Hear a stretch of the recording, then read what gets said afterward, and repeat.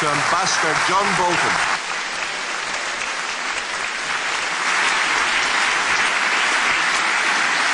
Thank you.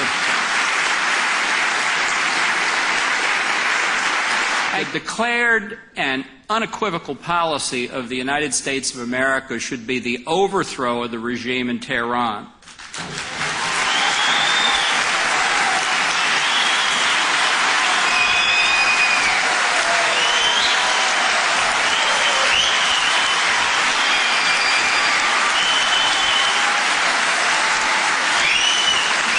Thank you.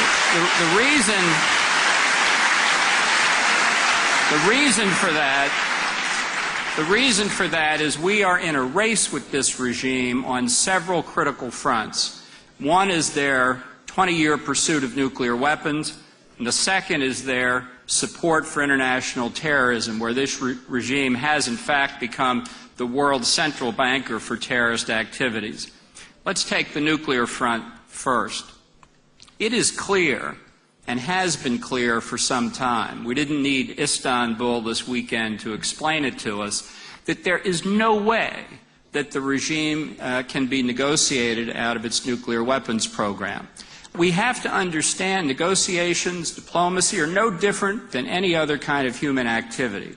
They have benefits and they have costs. And you engage in negotiation when the benefits outweigh the costs. That's simply not the case here. The fact is that whatever delay the Stuxnet virus has accomplished in the regime's pursuit of nuclear weapons, they remain extremely close to the capability. So the idea that we have very much time left is a delusion that only puts all of us at greater risk. I think that's why the support for regime change in Iran is so critical, because that will directly affect the leadership and could well have an effect on their policies. But let's be clear, it's not simply Iran's pursuit of nuclear weapons that should trouble us. Look at their support for terrorist activities in Iraq. Look at their support for a regime there that will threaten, once again, peace and security in the Middle East and beyond. Look at what Iran is doing in Lebanon. We just learned today that President Michel Soleiman, as expected, has appointed as the next Prime Minister Najib Mikati, with the full support of the Hezbollah bloc in the Lebanese parliament. We are on the verge of seeing the extinction of representative government in Lebanon. We see the spread of Iran's support for international terrorism having a detrimental effect all over the world. So when we look at the policies that the government of Iran is pursuing, we can see the pursuit of nuclear weapons, the support for international terrorism, and the repression of its own people. All of this is going on while the West talks and talks and talks. Now, with respect to the MEK and the consideration that Secretary Clinton is currently giving to delisting, let's be very clear. I think that the evidence is unequivocal that when the MEK was added to the list of foreign terrorist organizations during the Clinton administration, it was added under the very strongly held view that so doing would make the rulers in Tehran more amenable to the policies that the Clinton administration wanted to pursue, more amenable to engagement.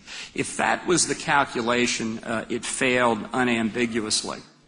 And I think the same feeling underlie the decision by Secretary Rice in 2009, just at the end of her tenure at the State Department, to continue the listing of the MEK, representing again the failed notion that this kind of step would make it easier to negotiate with the regime in the future.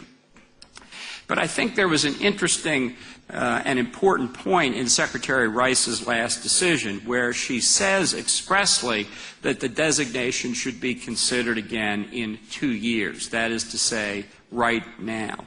Because I think that was an indication that she felt even then, even operating under the bias Judge Mukasey has summarized the important aspects of the D.C. Circuit's opinion in this case, and I think that the submission that the lawyers for the MEK have made lays out in great detail what they're able to say about the information that they know about, the unclassified information.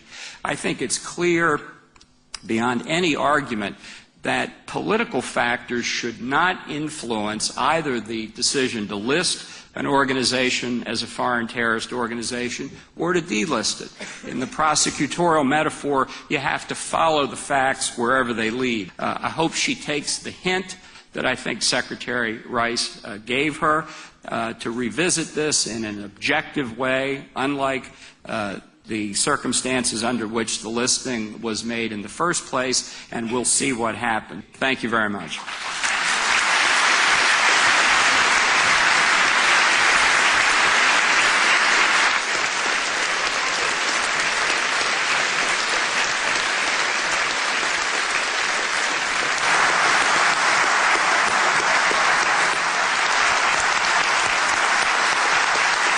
And